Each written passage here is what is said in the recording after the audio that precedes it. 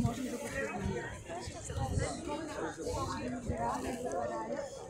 Нямат и парите за това, имат пари от държавата и Европейския съюз. Понякога спират, понякога продължават последните 2 месеца продължават сега.